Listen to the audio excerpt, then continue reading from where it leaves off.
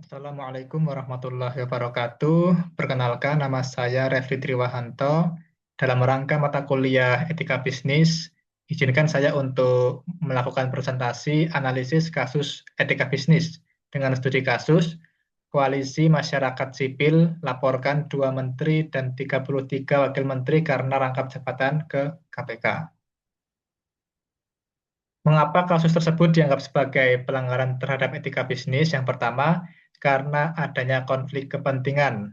Apabila pejabat publik, dalam hal ini menteri atau wakil menteri, yang fungsinya sebagai regulator di kementerian, merangkap jabatan sebagai komisaris di BUMN yang memiliki fungsi pengawasan, maka akan terjadi konflik interest. Akibatnya, potensi ringan tangan saat terjadi pelanggaran karena regulator dan pengawas fungsi pengawasan berupa komisaris berada dalam orang yang sama. Kemudian hal ini juga merupakan pelanggaran terhadap prinsip good corporate governance dan good governance public, di mana independensi komisaris akan berkurang bahkan diragukan. Kemudian dari perspektif good governance public pun yang erat dengan peraturan perundang-undangan. Hal ini melanggar Undang-Undang Nomor 30 Tahun 2014 bahwa rangkap jabatan dianggap sebagai pelanggaran terhadap asas kepastian hukum, keadilan, proporsionalitas, dan profesionalitas. Kemudian, hal ini juga melanggar regulasi dan norma hukum yang meningkatkan risiko etika yang buruk. Ada beberapa undang-undang yang dilanggar, diantaranya Undang-Undang 39 tahun 2008, Undang-Undang 1 tahun 2005, dan Undang-Undang 25 tahun 2009. Ketika kita berbicara etika, sebenarnya etika ini melebihi aspek legal ya, tetapi di sini aspek legal aja dilanggar, apalagi aspek etika.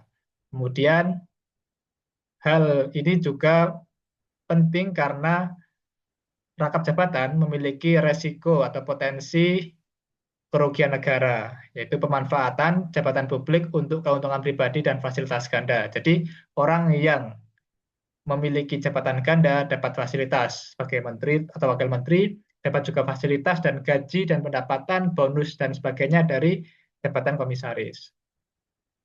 Hal ini, fenomena rangkap jabatan ini, siapa sih yang dirugikan oleh kasus tersebut?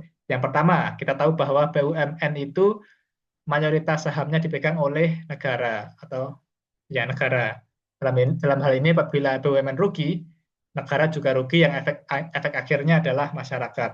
Apabila BUMN rugi, tentu dividen atau penghasilan yang dapat dimanfaatkan oleh negara untuk memberikan pelayanan bagi masyarakat seperti pembangunan jalan, pembangunan sekolah, membayar gaji guru, itu akan menjadi lebih sedikit.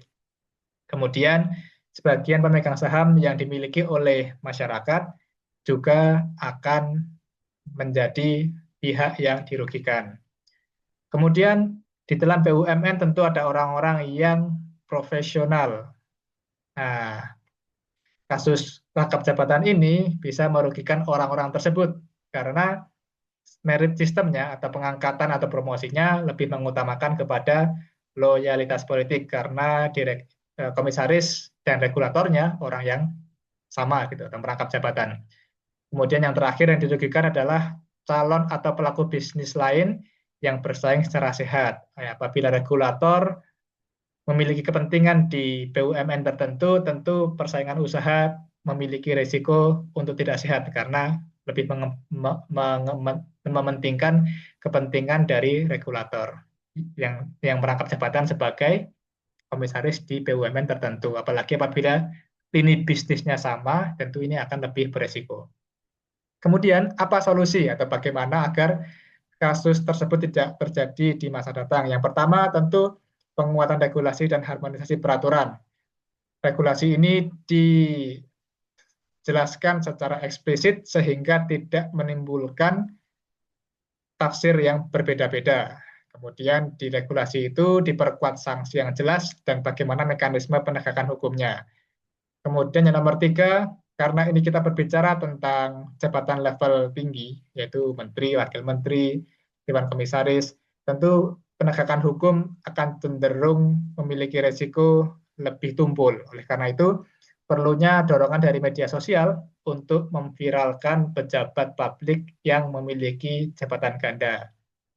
Nah, apabila dalam hal tertentu, mungkin ada kondisi tertentu di mana tidak ada lagi orang yang kompeten untuk mengisi jabatan komisaris tertentu dan harus mengambil dari pejabat publik, harus ada pengaturan bahwa penghasilan ganda dan fasilitas ganda tersebut dikurangi atau bahkan dihapuskan.